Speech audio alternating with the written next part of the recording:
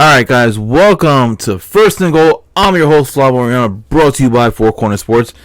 Guys, the New York Jets had traveled to good old Denver, Colorado. Alright, why is this important? Well, in the offseason, it really wasn't the offseason because he never got to complete his one and only year there. The Denver Broncos last year had hired Nathaniel Hackett, right? Hired Nathaniel Hackett as for them being not the offensive coordinator, the head coach. He was a former offensive coordinator with the Green Bay Packers. They were under the impression, the Broncos, that they were going to be able to try to get Aaron Rodgers because Aaron Rodgers loves him some Nathaniel Hackett, right? They had everything, Jerry Jeudy, Cortland Sutton. They got Patrick Surtain, as their cornerback and stuff like that last year. Weren't able to get that done. What they ended up doing? They ended up trading to get Russell Wilson, who wanted out of Seattle, was able to get out of Seattle, and then last year was a very, very putrid year and by far the worst year in his NFL career. And it was up to the point where the Denver Broncos ended up releasing Nathaniel Hackett, even though he had time left on his contract, releasing him. So he got released, still got paid. Broncos are still paying him, and Sean Payton comes over. Takes over, tries to hype up his quarterback, and in doing so, he also spoke very bad about the previous coach, who was Nathaniel Hackett. Now, Nathaniel Hackett, on the other hand, he goes over to the New York Jets, and he is the offensive coordinator there. Couple months later, bam, Aaron Rodgers gets traded from the Jets, from the Packers to the Jets, right, for draft picks and etc.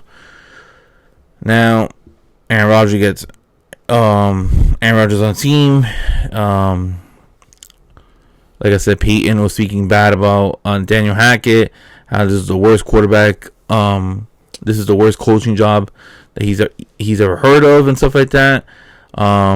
Wilson, he looked like a shell of himself, and it was just spewing, right? It was a lot of banter back and forth throughout the off season and even going into the regular season about, you don't talk about my coaches like that and etc. Well, no Aaron Rodgers, but no problem. Zach Wilson, who had a good game last week, unfortunately lost, comes into Denver, Colorado with a lot of momentum and a lot of confidence in him. And, going into the game, first quarter, the Jets take the lead with a field goal. And then after that, Broncos, on their drive, take the lead by Jaleel McLaughlin by a pass from Russell Wilson. And then you get then you get a penalty inside the restriction zone area, intentional grounding leading to a safety because Russell Wilson was backed up into the corner, couldn't find anybody. Bam, throws it out because he tries to avoid getting sacked. He's actually one of the best quarterbacks, in my opinion, that avoids getting hit because he'll give himself up.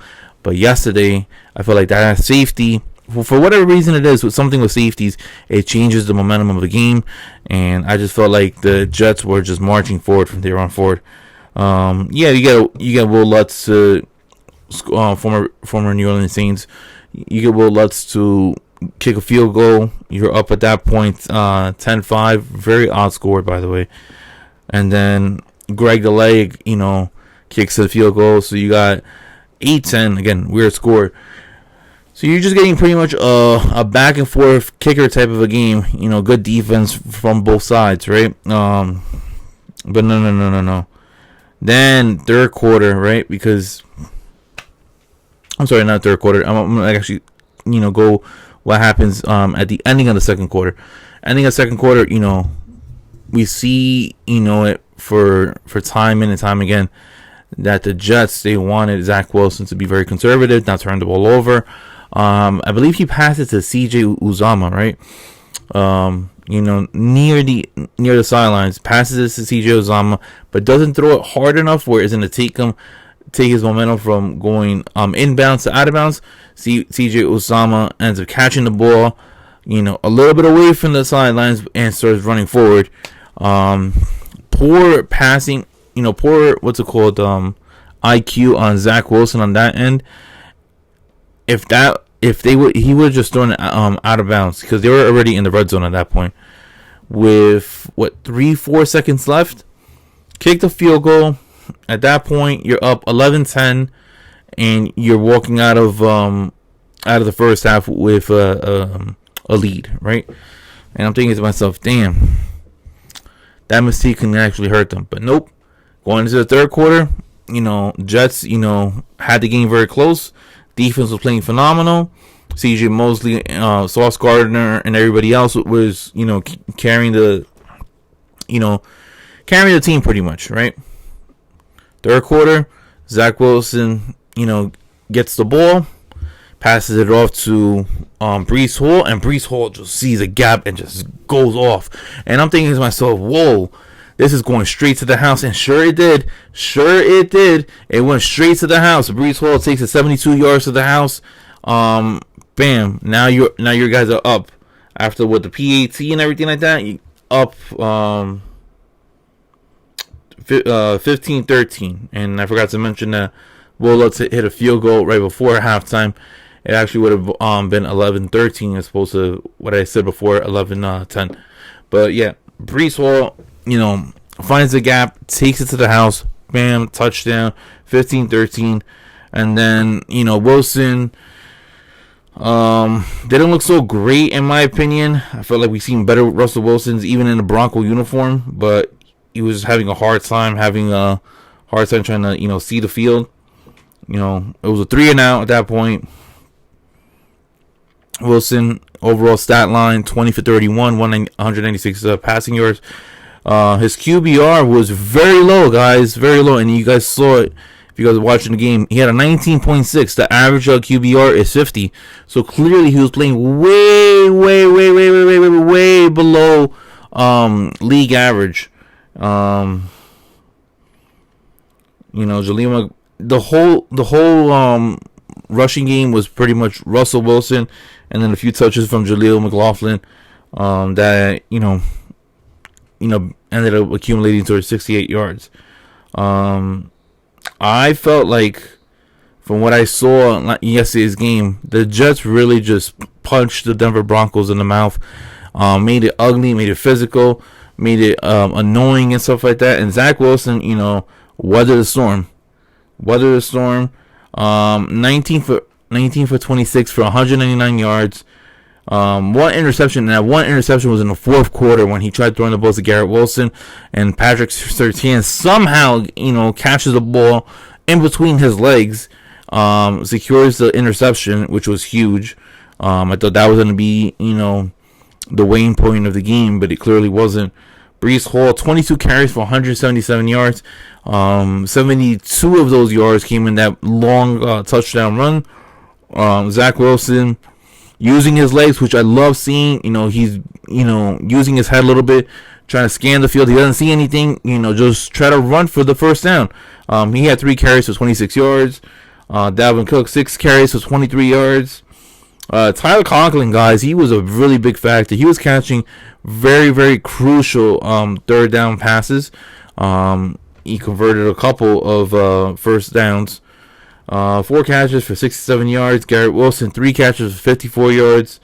Alan Lazard, 3 catches for 33 yards. Breece Hall, 3 catches for 17 yards. And you get the whole deal. C.J. Mosley, like I said, he really carried that defense, led the defensive tackle with 13, with pass deflections and tackle for losses. And then, Sauce Gardner did his part too.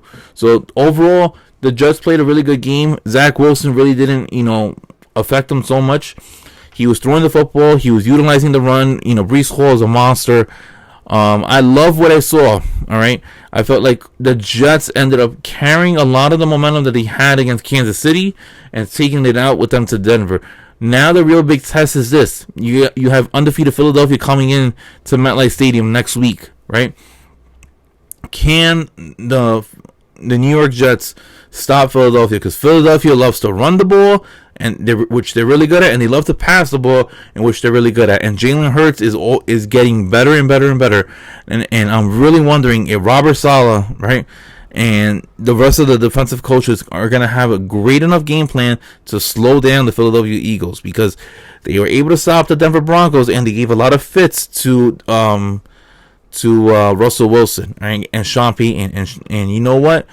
Nathaniel Hackett and Robert Saleh were able to out coach Sean Payton, and that's saying something right there.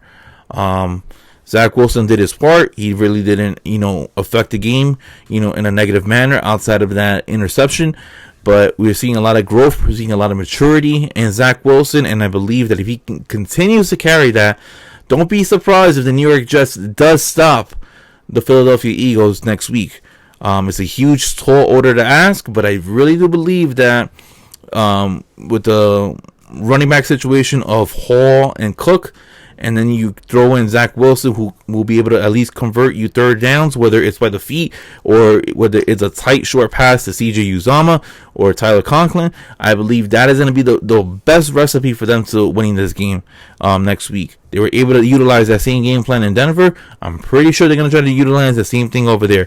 The only difference is I believe that with the fact that the offensive line isn't that great, Zach Wilson, he's going to have to make very, very quick decisions on where he's going to distribute that football.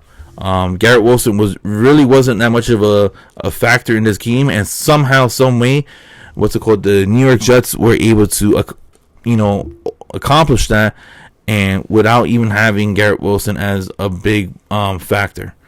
Very big stuff for the Jets. Like where they're going. They're 2-3 right now. Next week they face Philadelphia. The following week, I believe they face the Giants. Yep. And then you got about to say San Diego, Los Angeles Chargers coming into town, and then Jets go to Vegas. And they'll face Jimmy G and the Las Vegas Raiders. So then, guys, I am Flavoriana. Look, guys, it's possible. It is possible that the New York Jets can win against the Eagles next week. They have a great enough defense. Question is, are they going to be able to convert third downs, and are they going to be able to slow down the running game that consists with Philadelphia, because they got some dogs in Philly right there. And if you can control that running game and force Jalen Hurts to be in the pocket, maybe, just maybe, the Jets can win. Until then, guys, I am Flavoriana, and I will see you guys next week. Peace, guys. See ya.